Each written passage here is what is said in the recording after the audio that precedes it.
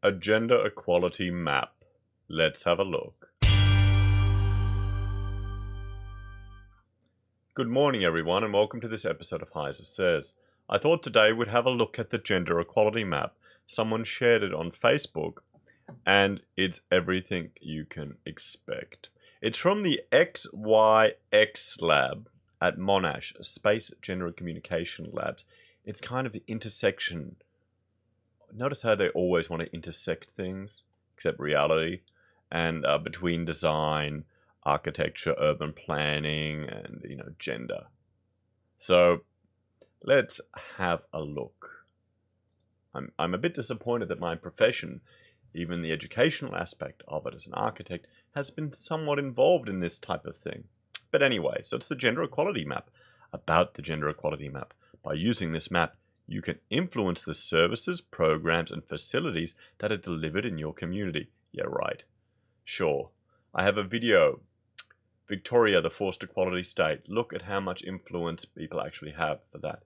Now, I'm going to try and put a card, I think it's called on YouTube, above my head. So if I manage to do that when I'm pointing like this, it'll appear. But otherwise, I'll link to it somewhere else. But yeah, I find that as a loaded statement. The experiences you share, positive or negative, will help inform future work for gender equality. And notice how this is in Victoria. And they've got two areas where they're testing it out. The city of Darwin and the city of Melton. So let's have a look. We'll open up Darwin first. So here it is. Let's zoom out to see where it is. Oh, is it really a city? It's more just a part of Melbourne, really. Anyway. Welcome to the gender equality map. We know that people of different genders experience public spaces in different ways. From the local pool to public transport, our community should be a place where everyone feels equal and respected. Sure. Yeah, no, I bet, what if you're a normal person or a white man? Will you be equal and respected? I doubt it. Your voice can help create a more equal and respectful community. No, it can't. It'll just keep jotting away. Okay, we can add new spots. So let's get started. Let's have a look here at the type of thing people are adding. Oh, let's look at Latrobe. We'll click here. Oh, we've got two incidents here. Here we go. What's this? Victoria. Someone added this story spot 3 days ago. Description. Regularly seeing people in near-miss accidents here, as it is one of the few locations in the state where a car in a slip lane does not have to give way to pedestrians. Okay, so it's to do with traffic signaling. What the hell does it have to do with gender equality? I mean, that's great. That should be reported to the council. I don't know if, or depends if it's a state-controlled road. I guess the government should inform about it, but I think this will just get lost in this feminist rubbish. Description. This has got to be the probably worst bus interchange in Melbourne. Okay. Well, what the hell does your gender have to do with those two things? Men and women walk across the road the same way. I'm sure trans people do too. Description. This community hub building has baby change facility available in all toilets, including men's, which makes it inclusive for all parents. Parent rating 10. I can't remember. Doesn't apply. Okay. That's a good thing. I've got no issue with that.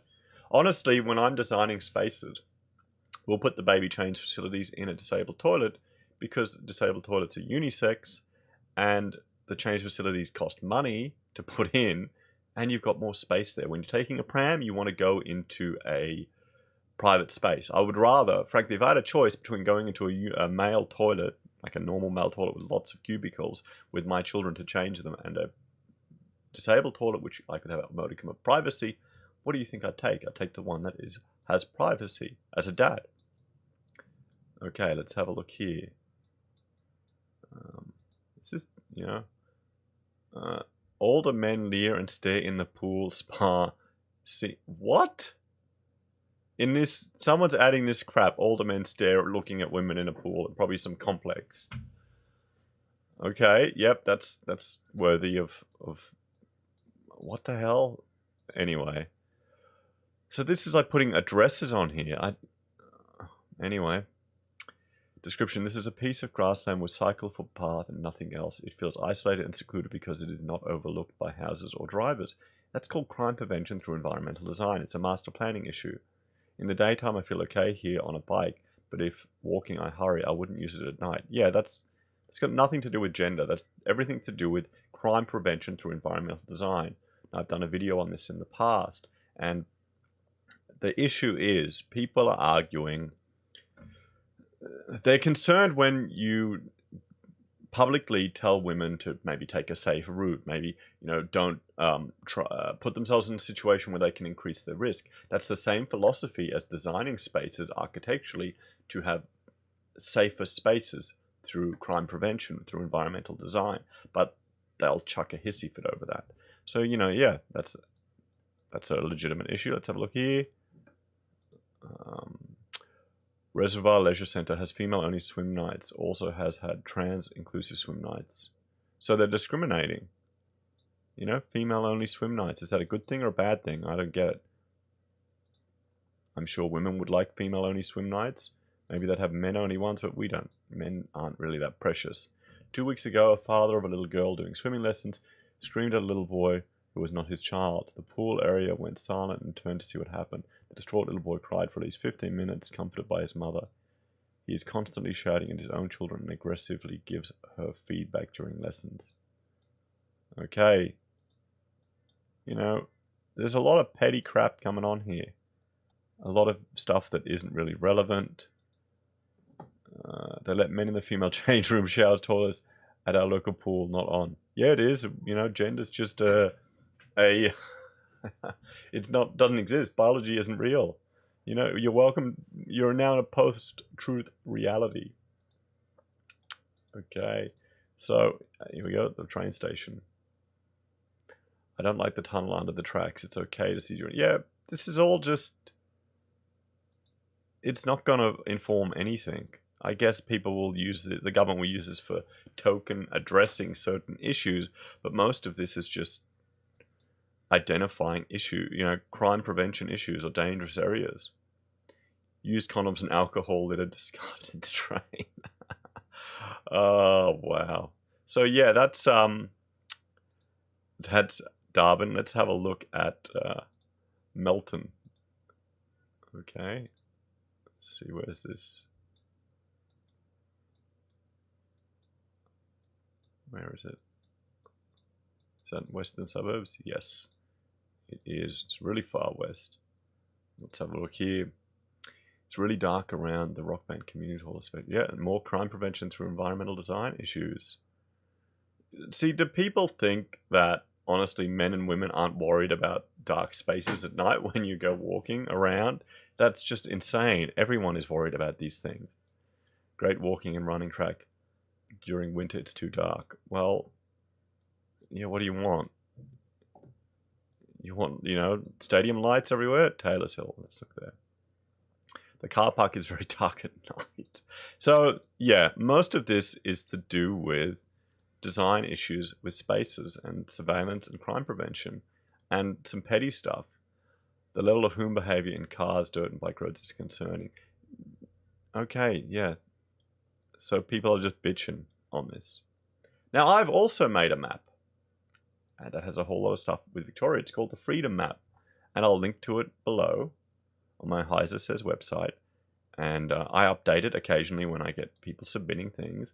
But let's have a look at some of the things I tracked in Melbourne. Maybe St Kilda crime.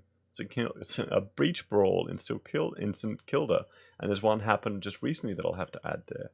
The whole premise was that they're claiming there's no property damage from anti-fascists going around. Oh, this one I have to remove. Police assaulted by gang. Because, well, the police were technically assaulted, but they were prompted by news reporters. So there's a lot of gang violence in Melbourne. I'm shocked that Andrews got in the way he did. I think the Liberal Party in Victoria just did a very bad job at structuring the narrative to a way to suit their needs. So guys, yeah, this is my mapping project. I guess that maybe I should start tracking all the dark parks and things that really are not that big a concern. This seems like another interesting project out of XYX Labs, and I don't know what value it's going to add. I really don't. Free map, because this is this is a research project. They feel like there's some benefit to this, and it's a whole lot of crime prevention through environmental design. If they're smart and they publish it in a particular way, they'll probably get a whole lot of backlash. So guys, please let me know what you think in the comments. Do you think this is a productive exercise? Do you think it'll add any value? Do you think it's gonna, with the addresses put on there, is it gonna start doxing people? Are people gonna start reporting people in? Is it our version of the Indonesian app that allows people to report blasphemy? You know, if you dare to complain against the feminist social justice gods, will you get in trouble? Guys, thanks for watching. Please like, share, and subscribe, and I will see you all again next time. Bye for now.